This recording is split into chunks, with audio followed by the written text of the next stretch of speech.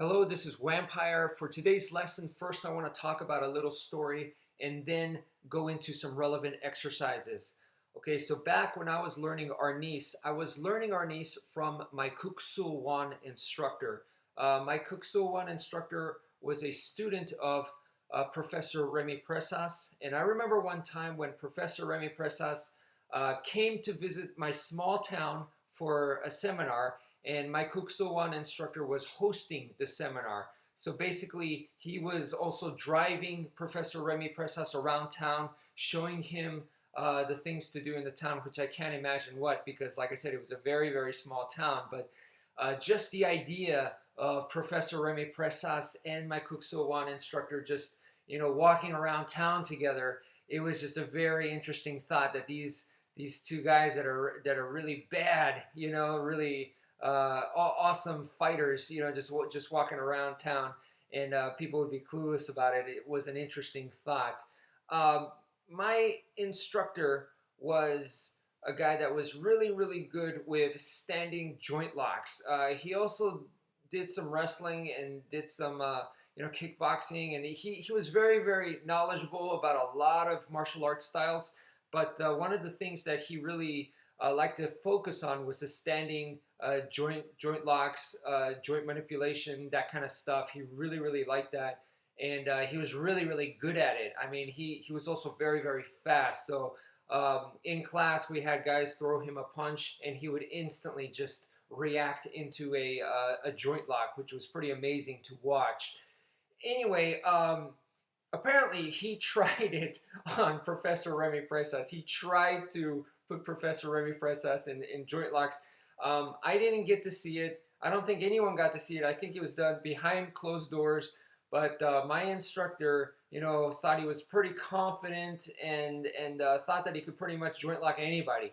And basically he came out and he said, nobody can joint lock this guy. He said that about Professor Remy Presas.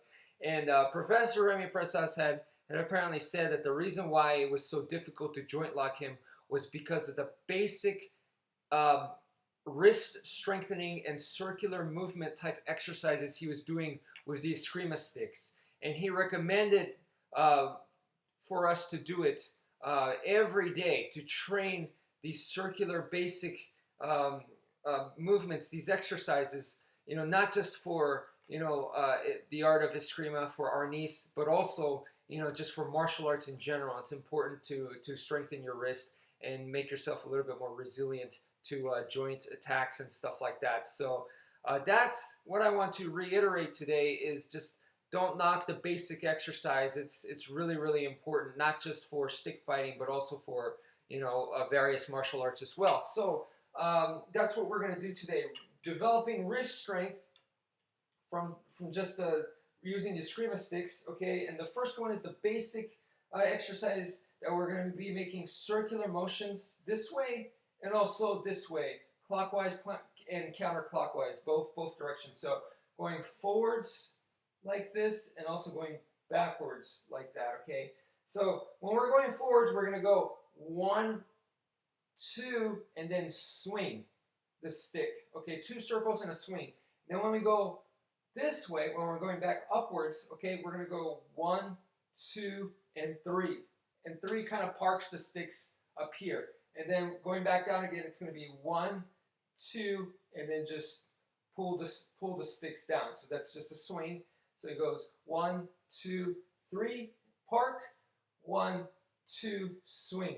Okay, 1, 2, 3, park, 1, 2, swing. Okay, so just practice this. It's a very, very good exercise.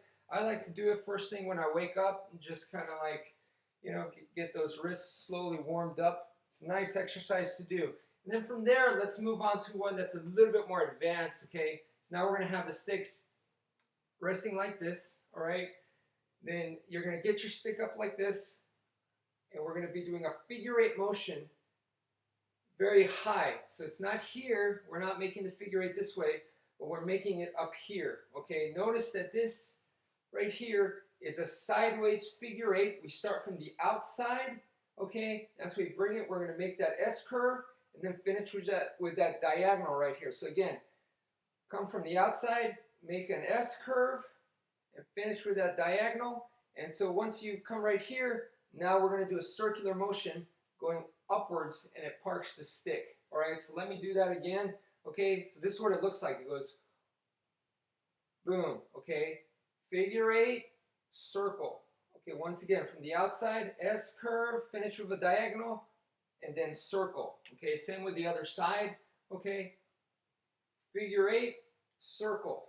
Okay, so coming from the outside, outside meaning outside of the shoulder. Okay, so we're going to make that S curve, diagonal, and then circle. Okay, so we'll give you a different angle right here.